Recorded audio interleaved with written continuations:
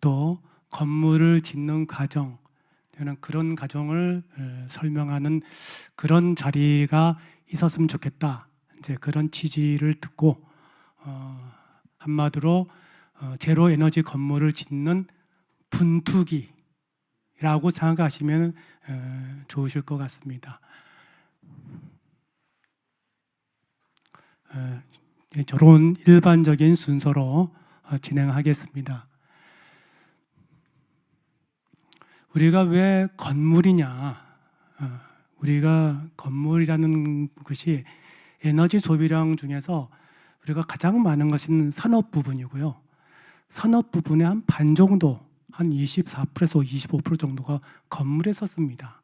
건물은 우리가 뭐 집이라든가 상업용도, 뭐 공공시설 다 포함해서 하는 얘기인데, 우리가 건물에서 한 25% 정도의 탄소를 배출한다. 그래서 우리가 그 건물에서 탄소 배출을 줄일 수 있으면 또 가장 많이 줄일 수 있는 여지가 있는 부분입니다. 그래서 우리가 건물을 어떻게 관리하고 지을 것인가, 이런 것에 초점을 맞춰서 말씀드리겠습니다. 우리가 제로 에너지 건물이라면 세 가지 요소가 있습니다. 첫 번째, 패시브. 이거는 에너지를 가장 적게 쓰자는 거지요. 우리가 열을 뺏기지 않고 또 있는 열은 보관하고, 그래서 벽 두께를 두껍게 하고 단열을 잘하고 창호를 좁게 하고 이제 이런 단열 기밀성이고요. 요거만으로는 부족하다. 에너지를 생산해야 된다. 그래서 우리가 여러 가지 방법이 있는데 지열, 태양광 이런 것들이 있습니다. 나중에 말씀드리겠지만 우리 분투기 중에 하나가 지열도 생각해 본 바가 있습니다. 근데 우리 교회 요 밑에는 엄청난 문화재가 깔려 있습니다. 지열은 땅속 깊이 파야 되거든요. 근데 거기에 한계가 있습니다. 아무튼 나중에 말씀드리겠습니다. 그 두 가지 이외에 또 중요한 게 있습니다. 생산과 잘 지어놓으면 이것만으로는 안 되고, 이것을 잘 모니터링하고 관리하고 제어할 수 있어야 됩니다. 그것을 우리가 빌딩 에너지 모니터링 시스템, 약자로 벤스라고 합니다.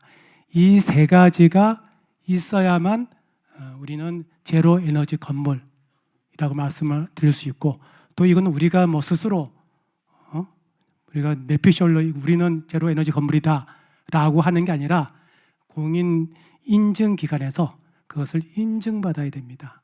그래서 요 세 가지 요소가 있다는 걸 말씀드립니다. 우리가 제로 에너지 건물이라는 개념이 그렇게 오래된 개념은 아닙니다. 우리 역사에서 이렇게 보면은 2020년부터 공공건물에서 1000평방미터 이상, 약 300평 정도 되죠.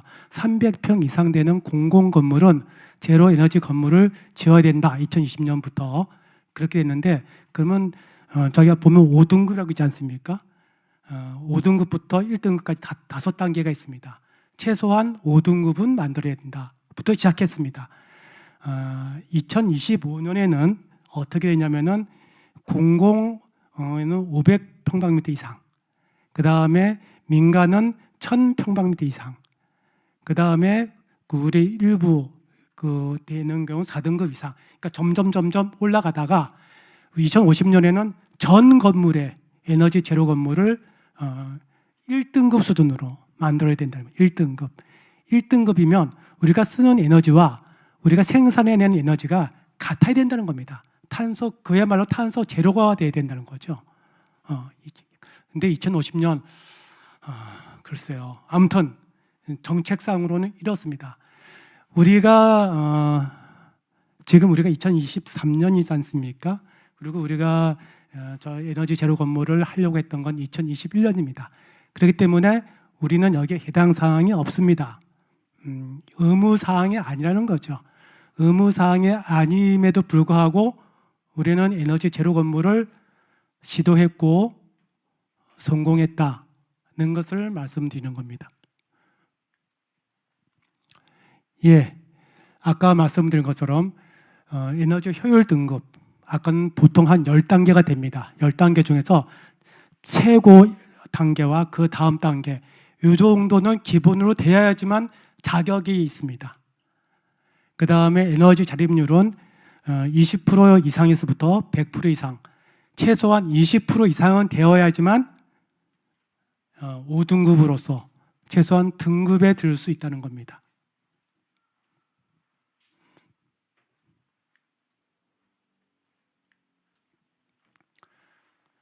자, 우리가 뭐 아까 말씀드린 것처럼 뭐 외벽, 외부창, 지붕, 바닥뿐만 아니라 난방, 그다음에 냉방 시스템, 전열 교환기 이런 것들을 다 규격에 맞게 해야 됩니다.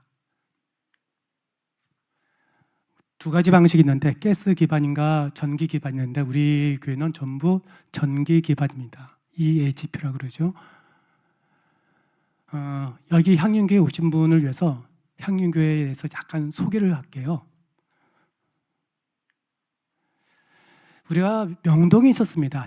아시는 분은 아시겠지만은 우리 향윤교회가 명동에 명동성당 바로 밑에 있었는데 이 지역이 전두환 정권때 명동 도시환경 정비 사업이라고 지정이 돼가지고 전부 이제 재개발을 하게 돼 있어요.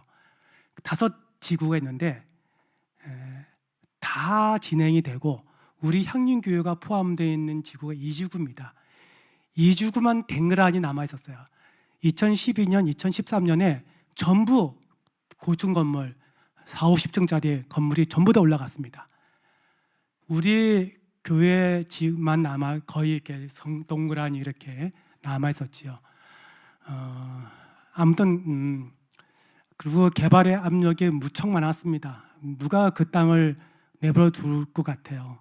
뭐 많은 사람들이 눈독을 들이고 아무튼 그랬습니다.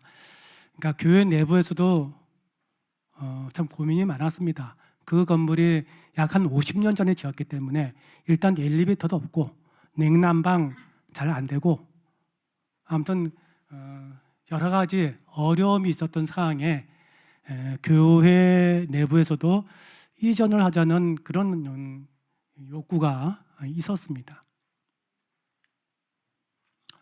2013년부터 이제 그런 이야기들이 슬슬 나오고 또 한번 크게 한번 시도했다가 좌절도 하고 그리고 이제 쭉 내려오다가 2020년, 21년 결국 우리가 KCH라는 곳하고 계약을 맺어서 결국 땅을 팝니다. 땅을 팔아서 지금부터 딱 한 2년 정도 전에 21년 6월에 우리가 거기서 이제 나오게 되죠. 나오게 돼서 우리가 이제 여기 들어오는 게 2년 후에 들어왔으니까 2년 동안에는 우리가 광야 생활을 했습니다. 딴 데서 교회를 했었죠.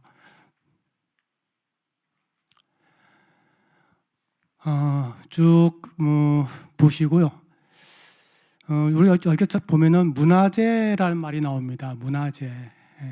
이걸 나중에 또 말씀드릴 텐데 그래서 이렇게 험난한 여러 가정들을 겪었다는 것만 말씀드리겠습니다. 우리 여기가 이제 우리 향림교회가 70년 됐는데 70년 동안에 4번째 교회입니다. 명동 향림에서 54년 정도 가장 오랫동안 있었지요. 우리 이제 요 교회가 4번째고요.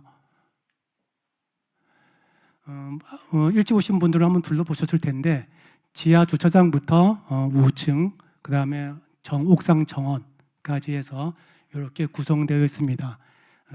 우리가 연건평으로는 한 630평 정도 되고 부지로는 한 270평 정도 되는 땅입니다.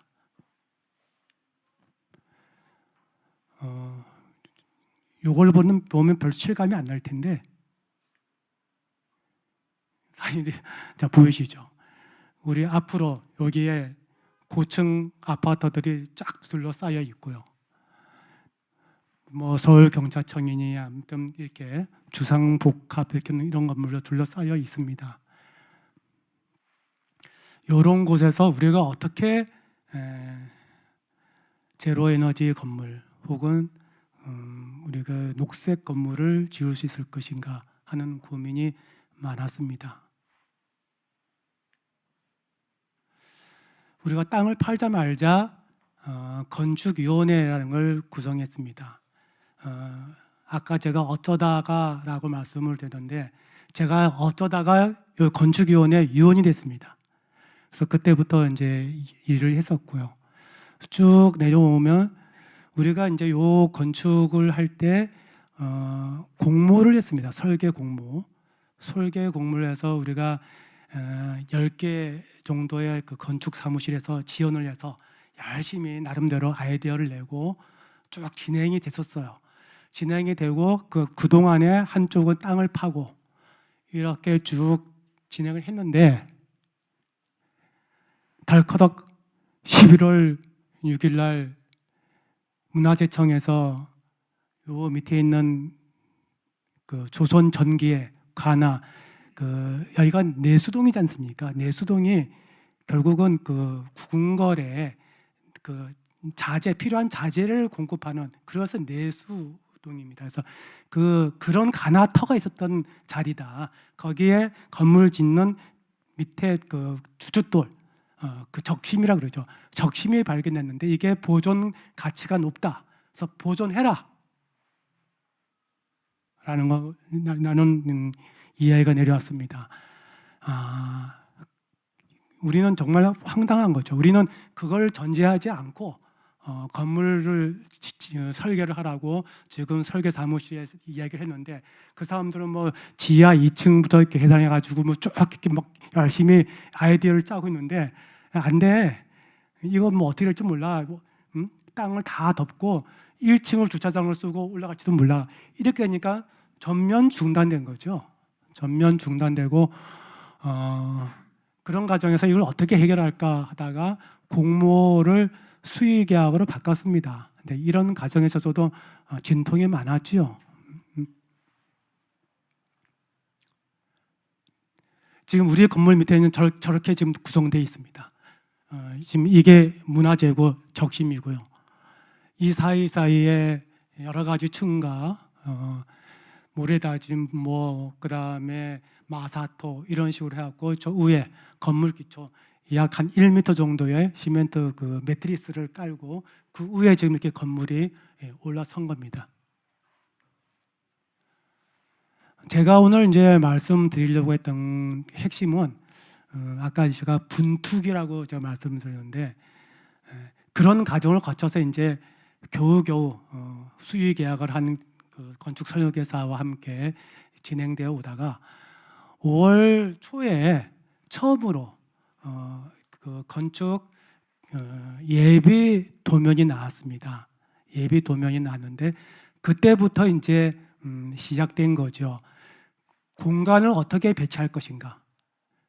우리 이제 교우들의 여러 가지 요구가 있을 거 아닙니까? 그 예비 설계가 나왔을 때는 에너지 제로 건물에 대한 개념이 없었습니다. 그래서 도면에 반영되지 않았습니다. 물론 우리가 요구는 했었습니다. 녹색 건물 또는 제로 에너지 건물을 해달라. 근데 그거는 설계 공모 때 있었던 얘기고 이 수의 계약을 바뀜에 따라서 수의 계약 그 건축 설계사는 이런 개념이 별로 없었습니다. 별로 없었던 게 아니라 없었습니다. 그래서 이 녹색 건물에 대한 설계 도면에 반영되지 않았습니다. 그 이후로 여러 가지 회의를 통해서 논의가 있었습니다. 치열하게라는 논의는 이 말은 굉장히 중립적인 얘기입니다. 여러분들 어떻게 이해가 가시죠? 6월달, 7월달, 8월달, 9월달 아무튼 이런 녹색 건물을 우리가 하기 위해서 교회 내에서 치열하게 논의와 공론화 과정이 있었습니다. 그래서 결국 8월 19일 날 우리가 태양광 발전 가능성 이것을 구체적 데이터로 확인하기 위해서 전문가에게 의뢰하기로 우리가 결정을 봅니다. 그 전까지만 하더라도 최고 전문가는 건축 설계사였습니다. 네, 건축 설계사였지만 그분은 전혀 그러니까 그냥 듣는 풍월이었습니다. 그래서 그러지 말고 우리 전문가에게 의뢰를 해보자. 이렇게 돼서요.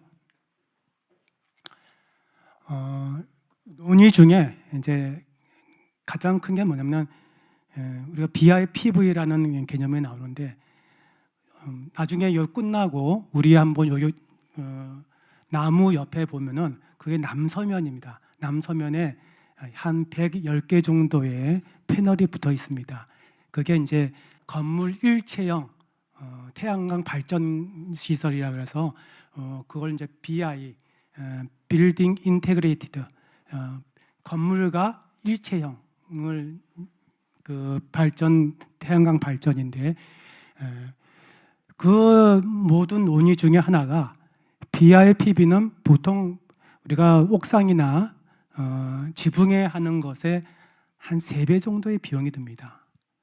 그 다음에 또 한 가지 이유는 효율이 떨어지지 않겠냐. 저거 한 20년 지나면은 못 쓰는 거 아니냐라는 이제 그런 이야기들이 그 전에 횡행했었죠. 그래서 데이터를 갖고 쭉 보니까 20년 쓰더라도 한 85% 처음에 한 85% 정도는 쓴다. 그다음에 또 한 가지는 저게 다 결국은 폐기물 아니냐, 환경 쓰레기 아니냐라는 이야기도 있었습니다. 그런데 이제 전문가의 이야기 들어보면 저거는 재활용 가능하다는 이야기도 나오고 아무튼 이런 치열한 과정들을 겪었습니다. 이런 상황이 뭐냐면은 우리가 2020년에 땅을 팔고 나왔지 않습니까? 그 시기가 언제일 것 같아요? 2020년 1월? 코로나입니다. 코로나 시기되고 그때 이제 이게 뭐냐면은 바로 요 앞에 있는 요게 이제 내수동 그 3단지 아파트거든요. 아파트의 입주민들 여기에 그 향림교회가 들어온다고 하는데 주말이면 교통량 증가와 불법 주차, 소음으로 주민들의 고통이 증폭될 거라 예상됩니다. 이에 주민 여러분의 적극적인 협조와 반대 서명 부탁드립니다. 아파트 단지마다 저기 다 붙어 있었어요. 플랜카드도 걸립니다. 교통소음 대책 없는 교회 건축 절대 반대.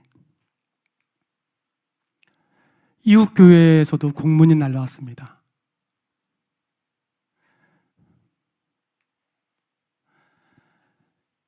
또 한 가지는 아까 말씀 코로나 시절 그래서 공급망이 교란이 돼가지고 철근값, 콘크리트값 엄청나게 올랐습니다. 그 다음에 오른 것뿐만 아니라 제때 잘 공급되지도 않아요. 그 다음에 문화재가 발굴되면서 약 6개월 정도가 지체됐습니다. 그 다음에 6개월뿐만 아니라 그 설계임 도면이라든가 이런 것들이 다 이제 뒤로 미뤄지니까 시기상으로 우리가 땅을 구입하고 3년 이내에 그 땅의 종교 용도로 들어가야지만 그 땅 산 거에 대한 취득세가 면세가 됩니다. 그 취득세 만만치 않아요. 그 취득세 그 웬만한 서울 아파트 값 하나 정도 되는 그 비용입니다. 그래서 그 짧은 시간 동안에 지어야 됩니다. 그런데 태양광 요 BIPV 그 제로 에너지 건물을 짓기 위해서는 또 다른 개발 행위 허가를 얻어야 됩니다. 개발 행위 허가는 여러분들 잘 아시겠지만 간청에 한번 들어가면 부서 돌고 하고 결국 최종적인 인가가 나오려면은 시간 엄청나게 걸립니다. 저도 이번에 한번 느껴봤는데, 야 이건 이런 집 한 번 지으면은 10년을 이룬다는 그런 그 우리의 명언이 경구가 정말 절감할 수 한 그런 사건이었는데 아무튼 그런 사정들 그 다음에 주변 민원 아까 민원 보셨잖아요.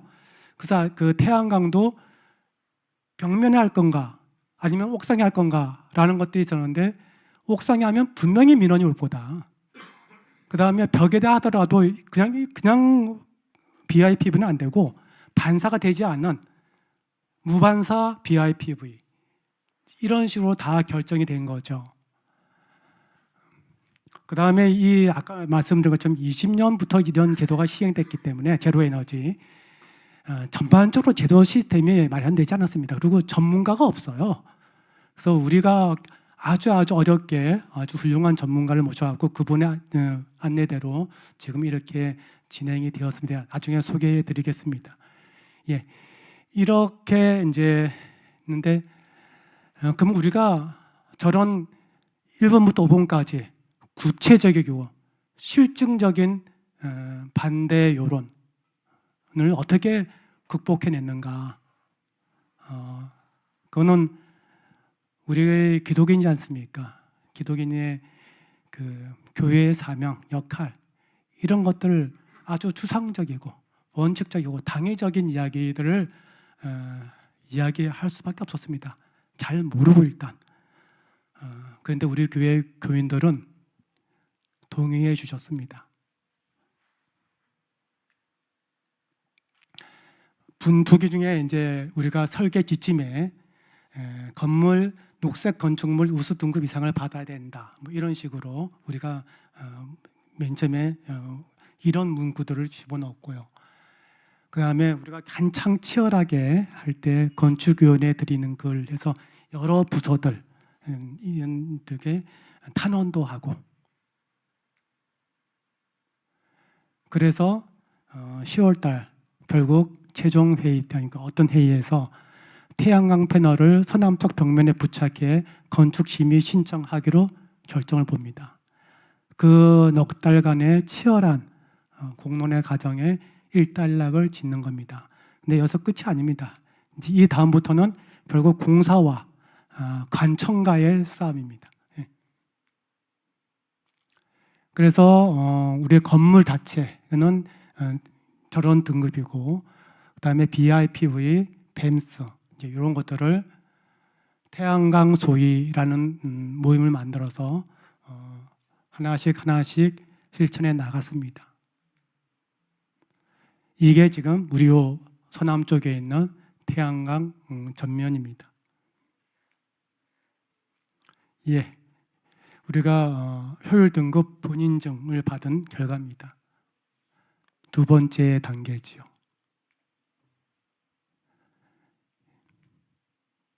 그리고 최종적으로 제로 에너지 건축물 인증서를 받았습니다. 그리고 곧 이어서 우리가 아까 뱀스라는 거 이것을 어떻게 관리하고 유지하고 우리가 제어까지 할 수 있을 것인가 하는 것들을 우리가 뱀스에 하는 일인데 여기에 대해서는 정말 전문가 분이 오셔서 바로 제 다음에 이야기해 드리겠습니다. 그리고 이제 여러분 궁금하실까 봐 하는데 그 비용이 상당히 듭니다. 비용이 상당히 드는데 이게 국가 지원 없이는 어렵습니다. 그 교회 내에서 이런 의사결정하기 쉽지 않습니다. 의무조항 아닌 이상. 그런데 이제 다행히도 BIPV 같은 경우는 서울시와 그다음에 에너지관리공단 쪽에서 지원이 있는데 전부 다 지원되는 건 아닌데 우리는 못 받았어요. 우리는 여러 가지 이유 중에 하나는 우리가 시도하는 시기와 거기에서 그 내주는 공모 기간이 달랐습니다. 그래서 신청 기간을 넘기고 그 날짜가 맞지 않아서 BIPV는 하지 못했지만 우리가 벤스 요 인프라 까는 인프라는 우리가 국가 지원을 받았습니다. 그래서 이런 게 있다. 걸 말씀드리고 아무튼 뭐 향륜교회 오신 분에게 우리 향륜교회 내부 속사정을 하소연했습니다. 근데 우리가 자부심은 있습니다.